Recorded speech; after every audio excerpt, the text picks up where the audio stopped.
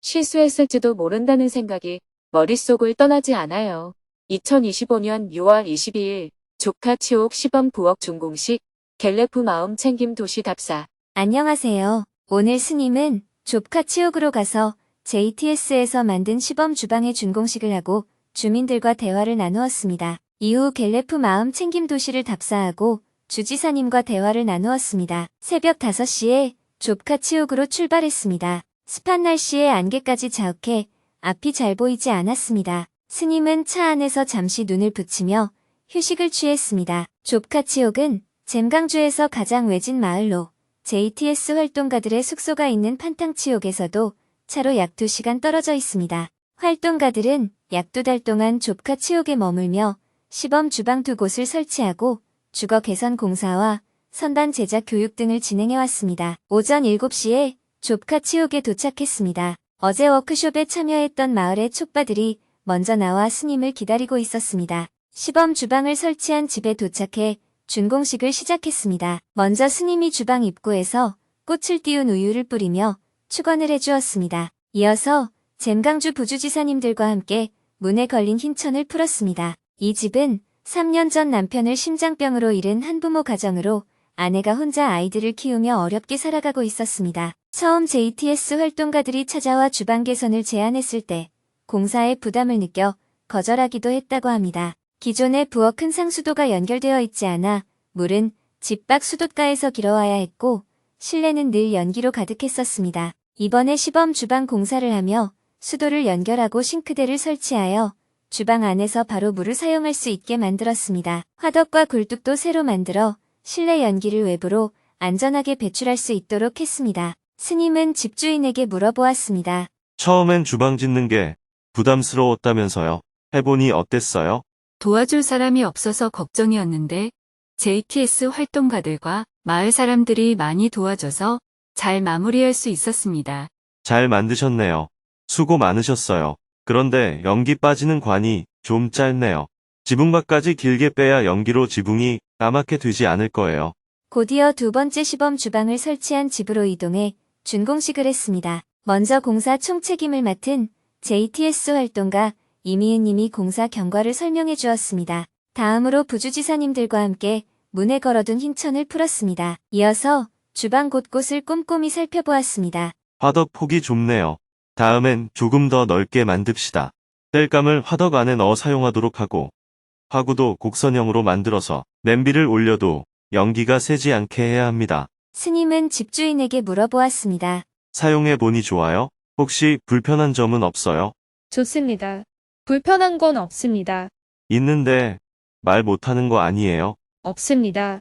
이어서 오전 7시 40분부터는 시범 주방 공사에 힘을 보탠 마을 주민 30여 명과 대화를 나누었습니다. 지난해 12월에 스님이 이 마을을 다녀간 뒤 6개월 만에 다시 만났습니다. 스님은 JTS가 마을 주민들과 함께하고자 하는 일이 무엇인지 자세하게 설명했습니다. JTS가 여러분과 함께하고자 하는 일은 비록 가난하더라도 조금 더 편리하고 깨끗하게 살아보자는 데에 목적이 있습니다.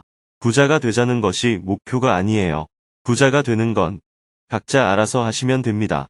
이 프로젝트의 첫 번째 목표는 먹고 입고 자는 기본 생활 조건을 최소한이라도 갖추는 것입니다. 먹는 문제를 해결하려면 야생 동물을 막기 위해 울타리를 쳐야 하고 논에 물이 들어오게 하려면 수로를 놓아야 합니다.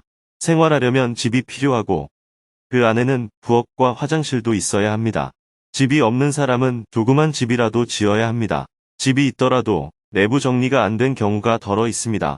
칸막이가 없으면 칸막이를 치고 선반을 달아 물건을 정리할 수 있어야 합니다. 창문에는 벌레가 들어오지 않도록 방충망도 설치해야 하고요. 부엌에는 싱크대가 있어야 하고 그릇을 놓을 선반도 필요합니다. 요즘은 전기가 들어오니까 나무로 부를 때는 화덕이 필요 없다면 집 안에서 없애는 것도 필요해요.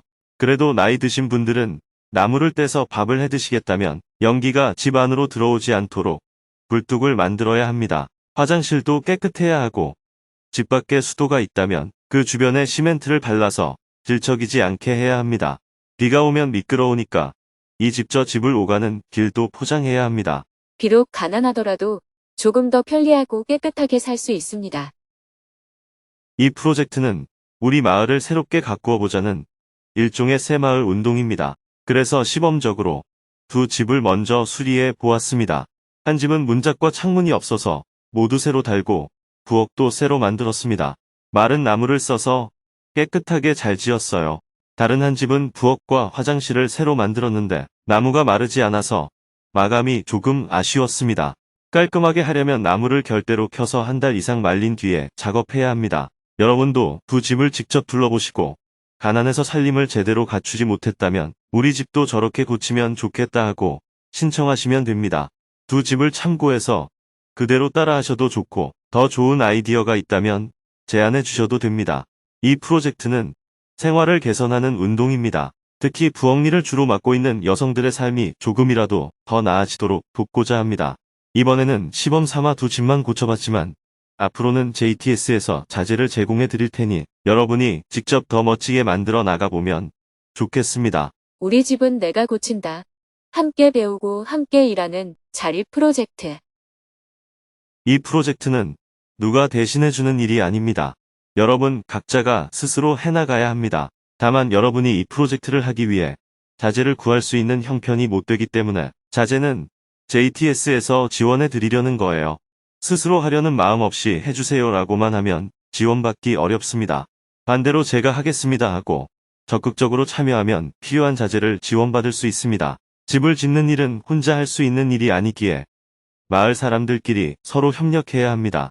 기술이 필요한 부분은 그 기술을 가진 사람이 도와줘야 하고 동시에 함께 배우는 자세도 필요합니다. 기술을 배우고자 한다면 앞으로 기술도 가르쳐 드리고 필요한 연장도 제공하겠습니다.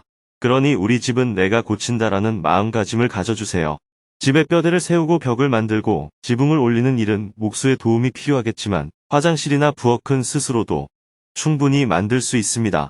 두세 집이 힘을 모아 순서를 정하고 서로 도우면 각자의 집을 차근차근 고쳐나갈 수 있습니다. 싱크대나 시멘트처럼 돈을 주고 사야 하는 물품은 JTS에서 제공하겠습니다. 그 외에 직접 구할 수 있는 것은 각자 마련하셔야 합니다. 이렇게 역할을 나누고 협력해서 여러분이 사는 집을 좀 더 깨끗하고 편리하게 만들어가면 좋겠습니다.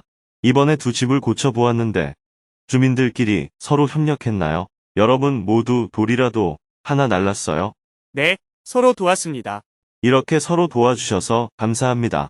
제가 수고한 여러분을 위해 비누 하나씩을 선물로 드리겠습니다. 이 공덕으로 모두가 건강하고 편해지기를 기원합니다. 함께 연불 기도를 하겠습니다. 이어서 함께 연불 기도를 한 후 스님이 프로젝트에 참여한 마을 주민들 모두에게 비누를 하나씩 선물했습니다. 집수리 프로젝트를 하기 위해 2달 반 동안 부탄에서 봉사 활동을 한 바브랄지와 마헨드라지가 스님에게 다가와 인사를 했습니다. 스님은 두 사람에게 수고했다고 격려의 말을 해주었습니다. 수고 많았어요. 일하는 건 힘들지 않았나요? 네, 조금 힘들었습니다. 두 번째 집은 나무가 덜 말라서 대패질이 잘 되지 않았습니다. 그래서 마감이 깔끔하지 못한 점이 아쉬웠습니다. 돈을 버는 것도 중요하지만 이렇게 봉사하는 일도 의미 있죠. 네, 그렇습니다. 그럼 다시 봉사하러 올 건가요? 아니요. 왜 그런가요? 봉사도 좋지만 이제는 돈을 벌어서 아들과 딸을 결혼시켜야 합니다. 아들과 딸은 학교에서 잘 배우고 있으니 이제는 스스로 살아가게 두어도 되지 않을까요? 스님, 저희는 그렇게 자식들을 내버려 두어도 되는 형편이 못 됩니다. 딸을 결혼시키려면 지참금을 마련해야 해서 돈을 계속 벌어야 합니다. 그렇군요. 이런 곳에서 봉사를 많이 하면 복을 짓게 되어서 나중에 좋은 일이 생깁니다. JTS 멤버가 되려면 여러 가지 기술을 익혀야 합니다. 한 가지 기술만 가지고는 안 돼요. 인도에 돌아가면 여러 가지 기술을 익혀두세요. 수고 많으셨습니다. 네, 알겠습니다. 인사를 나눈 뒤 계옥에서 준비해준 아침 식사를 하고 오전 8시에 다음 목적지인 갤레프로 출발했습니다. 12시 무렵 팅티비에서 잼강 주지사님이 준비해준 점심 식사를 했습니다. 주지사님은 활동가들이 부탄에서 채소 구하기가 쉽지 않아 생활에 어려움이 있었다는 이야기를 듣고 이를 배려해 갖가지 채소로 정성스럽게 식사를 준비해 주었습니다. 식사를 마친 뒤 다시 차에 올라 오후 3시 30분 갤레프에 도착했습니다. 도착하자마자 현재 갤레프 주지사이자 전 부탄 국무총리였던 롯데체리님과 대화를 나누었습니다. 스님은 주지사님으로부터 부탄 정부가 개발 중인 갤레프 마음 챙김 도시에 대한 설명을 들었습니다. 갤레프 마음 챙김 도시는 부탄 남부 갤레프 지역을 중심으로 조성 중인 대규모 국제 자유도시로 자연과 영성을 바탕으로 한 마음 챙김을 핵심 가치로 설계된 새로운 도시 모델입니다. 생태환경 보존과 지역 공동체 중심의 지속 가능한 발전을 지향합니다. 스님은 갤레프 내에 명상센터의 필요성을 강조하며 말했습니다. 잼강에서 지속 가능한 개발 사업이 성공적으로 안착되면 부탄 전역의 빈곤 퇴치 표본으로 확산될 수 있습니다. 빈곤 퇴치뿐 아니라 정신적으로 지친 이들을 위한 명상센터도 꼭 필요합니다. 저도 1년에 한 번쯤은 갤레프에 들러서 어떻게 진행되는지 직접 살펴보겠습니다. 대화를 마친 후 스님은 주지사님에게 영문판 혁명가 붓다를 선물했습니다. 오후 4시 30분 스님은 여성 출가 수행자를 위한 학교 부지를 답사하기 위해 칠항주로 출발했습니다. 지금까지 부탄에서 다녔던 산길과는 달리 이번에는 탁 트인 평지가 펼쳐졌습니다. 1시간가량 평탄한 도로를 달리던 차는 다시 구불구불한 산길로 접어들었습니다. 고도가 높아지자 짙은 안개가 끼기 시작했습니다. 이내 시야가 흐려져 앞을 보기조차 어려웠습니다. 오후 7시 10분 칠항주의 댐프에서 부탄 비구니 재단의 사무총장 타시님을 만났습니다. 함께 차를 타고 다시 1시간 반가량 비포장 산길을 달려 목적지인 둥하강 계옥의 라모이룸 마을에 도착했습니다. 새벽 5시에 시작된 여정은 밤 9시가 다 되어서야 끝났습니다. 스님과 일행은 숙소에 도착해 저녁 식사를 하고 하루를 마무리했습니다. 내일은 부탄 비구니 재단의 타시 장모 박사님과 함께 칠항에서 여성 출가 수행자를 위한 학교 부지를 답사한 뒤 팀프로 이동해 부탄 정부와 지속 가능한 개발을 위한 MOU를 체결할 예정입니다. 오늘은 법문이 없었기 때문에 지난 13일 온라인으로 진행된 금요직문직설 강연에서 질문자와 스님이 나눈 대화 내용을 소개하며 글을 마칩니다. 실수했을지도 모른다는 생각이 머릿속을 떠나지 않아요. 저는 투석실에서 근무하고 있는 간호사입니다. 일주일 전에 환자에게 처방된 약을 확인했는데요. 그중 A라는 약은 20mg과 40mg 두 종류가 있었습니다. 당시 처방된 용량은 20mg이었고 저는 그에 따라 확인하고 처리했습니다. 그런데 일주일 후에 상사가 그 일을 다시 물어보니 뭐가 잘못되었나 하는 생각이 들어 자신 있게 대답하지 못했어요.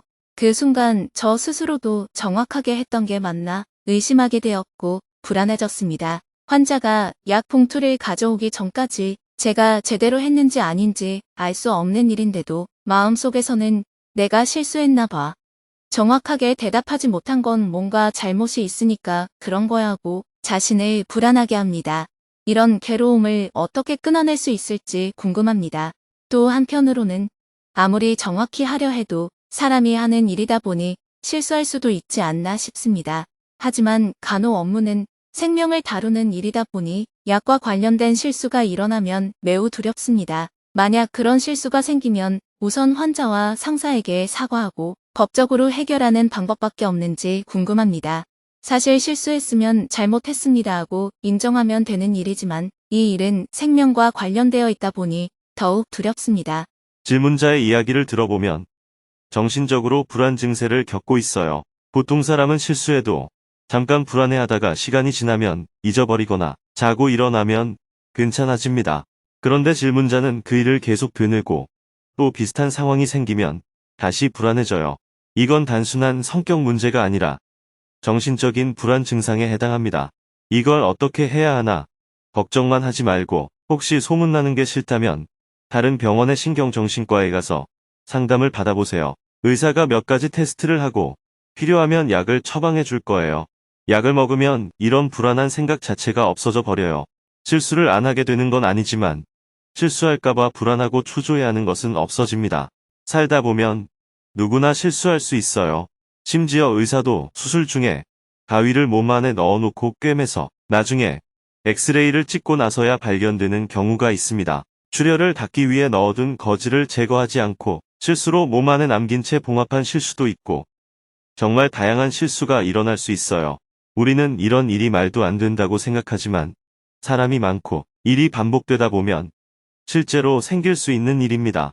의사가 전날 술을 마셨을 수도 있고 깜빡했을 수도 있잖아요. 물론 이런 일이 자주 반복된다면 간호사 업무는 그만둬야 합니다. 하지만 1년에 한두 번 있는 정도는 누구에게나 생길 수 있는 일입니다. 실수했으면 야단을 맞으면 됐고 보상을 해야 할 일이면 보상을 하면 돼요. 그렇게 큰 일은 아닙니다. 그런데 질문자는 그걸 너무 조마조마하게 여기니까 병인 거예요. 그 정도면 불안증이라고 할 수 있습니다. 그러니 걱정만 하지 마시고 병원에 가서 진단을 받아보고 안정제를 복용해 보세요. 약을 먹으면 불안한 생각이 사라질 수 있으니 너무 신경 쓰지 않아도 됩니다. 그리고 절을 많이 하셔야 해요. 불안증이 있는 사람은 운동을 꾸준히 해야 합니다. 특히 하체 운동이 중요해요. 많이 걷거나 절을 하거나 헬스장에서 자전거를 타는 것도 좋아요. 현대의학의 연구 결과에 따르면 정신 건강이 하체 건강과 밀접한 관계가 있다고 합니다. 하체 근육이 단단해지면 정신적으로도 안정이 된다고 해요. 절을 꾸준히 해도 좋고 그렇지 않더라도 하루에 30분씩 동네를 걷거나 하체 위주의 운동을 하는 습관을 들이면 좋습니다. 걷는 게 가장 간편하고 효과적이긴 하지만 현실적으로 시간이 없거나 환경이 마땅하지 않아 쉽지는 않지요. 그래도 가능한 한 걷는 시간을 확보하시고 필요하면 약도 함께 드세요. 그러면 큰 문제가 되지 않을 겁니다. 감사합니다. 스님 말씀 잘 들었습니다. 하다 보면 있을 수 있는 일이다라는 말씀이 많이 와닿았어요. 작년에 정신과에 한번 갔었는데 그때 의사 선생님이 그렇게 심한 상태는 아니라며 약은 처방하지 않았거든요. 그래서 절은 열심히 하고 있었는데 스님 말씀처럼 앞으로는 하체 운동도 신경 써서 해보겠습니다. 그래도 지금 정도의 상태라면 약을 먹어야 해요. 병원에 다시 한번 가보세요. 약하게라도 약을 복용하면 반복되는 불안감이 줄어들 수 있어요. 누구나 실수할 수 있고 누구나 잊어버릴 수 있습니다. 그런데 불안증이 있는 사람은 늘 잊어버릴까봐, 실수할까봐 조마조마해야 합니다. 그래서 의사 선생님이 약을 꼭 먹지 않아도 된다고 하지 않는 이상은 가볍게라도 약을 드셔보는 걸 권합니다. 지금 다시 병원에 가보면 의사 선생님이 약을 처방해 줄 것 같아요. 물론 약을 심하게 먹으면 졸리고 무기력해질 수가 있습니다. 조금 졸리더라도 심리가 안정된다면 그게 훨씬 낫습니다. 자연스럽게 잠이 오면 좋지만 잠이 잘 오지 않을 때는 포도주 한 잔을 마시거나 안정제를 조금 먹고 푹 자는 것도 괜찮아요. 잠을 충분히 자면 불안감이 줄어듭니다. 반대로 밤늦게까지 잠을 못 자면 불안감은 점점 커집니다. 밤늦게까지 일하고 새벽 한두 시에 자는 습관은 정신 건강에 도움이 안 돼요. 늦어도 밤 11시 전에는 잠자리에 드는 습관을 들이셔야 합니다. 예, 알겠습니다. 감사합니다.